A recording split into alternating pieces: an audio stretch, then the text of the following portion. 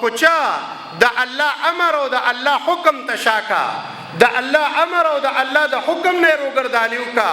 نو هغه انسان دا به خدای تعالی ناکام او نامراد کی پدې کې یو څو غټ نخې مونږ تاسو ته په دې ورځو باندې پاتې دي یو د تشریق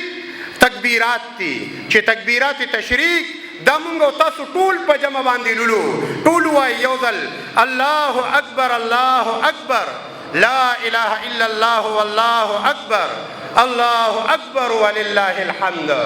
دا تکبیرات تشریق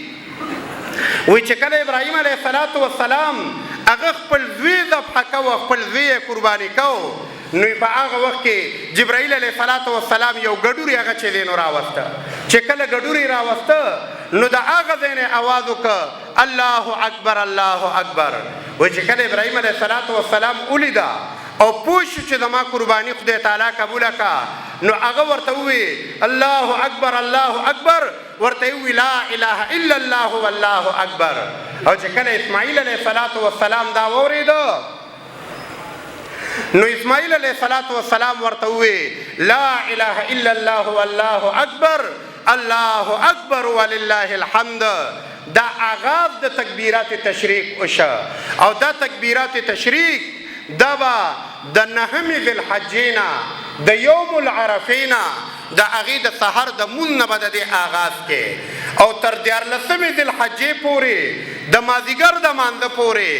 دا تکبیرات تشریق دا بلولې یاد ساتئ هر فرض مونځ پسې کو یو سړی ځان ته کوي کو یو سړی جمع سره کوي کو زنانۍ کو نارینۍ کو مقیمې کو مسافري دې به دا تکبیرات تشریق دا به یو پیر او یو وارې بلولي